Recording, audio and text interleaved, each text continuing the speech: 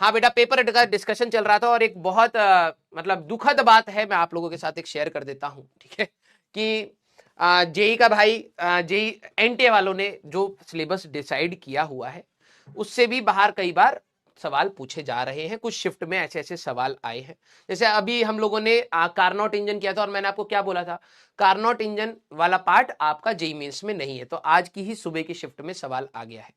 एक आपका सवाल था हमारे पास न्यूटन्स लॉ ऑफ कूलिंग, मैंने कहा था कि न्यूटन्स लॉ ऑफ कूलिंग आपके लिए एडवांस में पूछा जा सकता है, उसका भी सवाल जेई मेंस में पूछ लिया गया, ठीक है।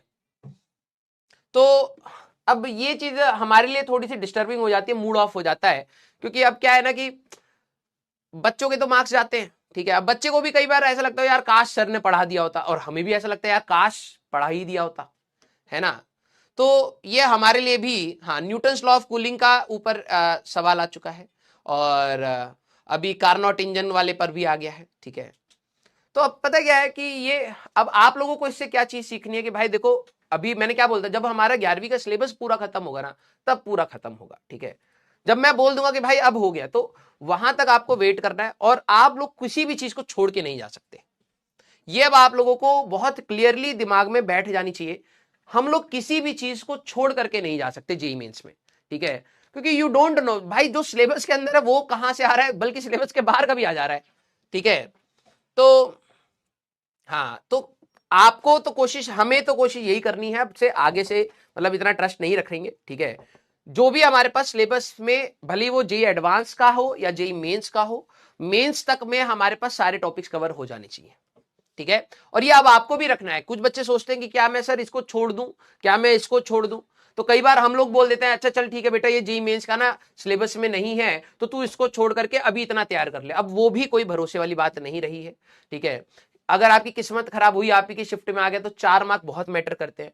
तो अब आप लोग किसी भी चीज पर वो नहीं ले सकते, हर चीज के ऊपर आपको ध्यान से पढ़ना पड़ेगा। क्लियर है क्या? यस। हाँ, तो यार ये थोड़ा सा ना, उस दिन जब न्यूटन्स लॉ ऑफ कूलिंग के ऊपर सवाल आया था, तो एक बच्चे ने मैसेज किया था कि सर ये सवाल आ गया, तो उस दिन भी मूड खराब था, और आज फिर मूड खराब हुआ, ठीक है। लेकिन चलिए कोई नहीं, अगला अटेम्प्ट और है, ठीक है। उन्होंने एटलीस्ट एक चीज का बेनिफिट ये भी दिया एनटीए ने कि ठीक है भाई, हमसे गलतियां होती हैं, उनसे भी कुछ गलतियां होती हैं, उन्होंने एटलीस्ट एक सेकंड अटेम्प्ट दे रखा है, तब तक तो सारे टॉपिक्स हमारे कवर हो ही जाएंगे, है ना। ड्रॉपर्स के लिए खासकर वो वाली बात होती है, ठीक है। हाँ, तो आप लोगों को थोड़ा सा तैयार रहना है कि हो सकता है जो सिलेबस वाला पार्ट है, जहां से अगर मैं बोलूं कि उन्होंने बोला है कि ये चीज नहीं आएगी, तो आप उसको भी तैयार करिएगा, और हम लोग ही आपकी उसकी तैयारी कराएंगे। आपको ये लोड नहीं लेना सर वो कहां से पढ़ना, हम लोग ही आपको पढ़ा देंगे। क्लियर है क्या? यस। अब पता नहीं यार, बोनस का तो मेरे को नहीं समझ आता, ठीक है। क्योंकि मैंने आपको पहले बताया था, न्यूटन लॉ ऑफ कूलिंग की अगर आप बात करोगे, तो जो स्टीफेंस लॉ ऑफ कूलिंग हम लोगों ने पढ़ा कि मतलब डीटी बाई डीटी हम लोगों ने वहां पे निकाला था, rate of fall of temperature in Stephen's law of cooling. तो वहां पर अगर टेम्परेचर डिफरेंस बॉडी और सराउंडिंग के बीच का कम होता है, तो वो टी की पावर 4 में जा रहा था, टी की पावर 4 माइनस टी एस की पावर 4, है ना। तो वो linear T minus T not के फॉर्म में चला जाता है।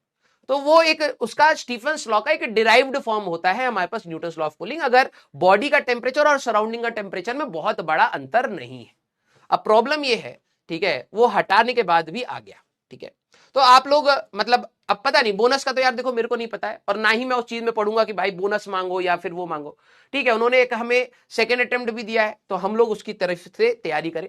मैं ये कोई भी नहीं बोलूंगा कि यार नहीं एनटीए से लड़ो, नहीं, हो सकता है क्वेश्चन बैंक में बहुत सारे सवाल डाले जाते हैं, ठीक है, हो गया, ठीक है, मैं मानता हूं। लेकिन जो बच्चे कहें सर हमारे साथ तो नाइंसाफी है, बेटा अभी सेकंड अटेम्प्ट भी है, ठीक है।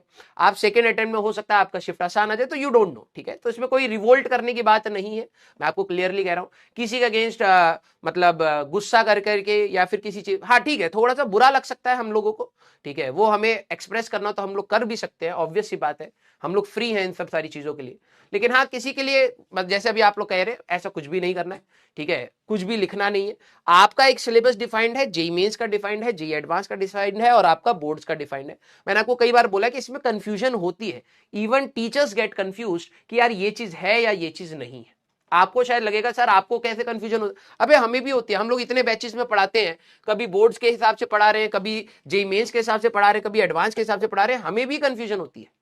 हम लोग आपस में डिस्कस करते हैं, कभी मैं सलीम सर से पूछता हूं सर ये पढ़ाना है या नहीं पढ़ाना, कभी वो कहता है सर ये पढ़ाना है या नहीं पढ़ाना है, तो हमें भी कंफ्यूजन होती है कई बार, ठीक है। तो आप लोग पूरी कोशिश करें कि आप लोग मैक्सिमम टू मैक्सिमम पढ़े, even in chemistry, even in maths as well. ठीक है, क्लियर है क्या?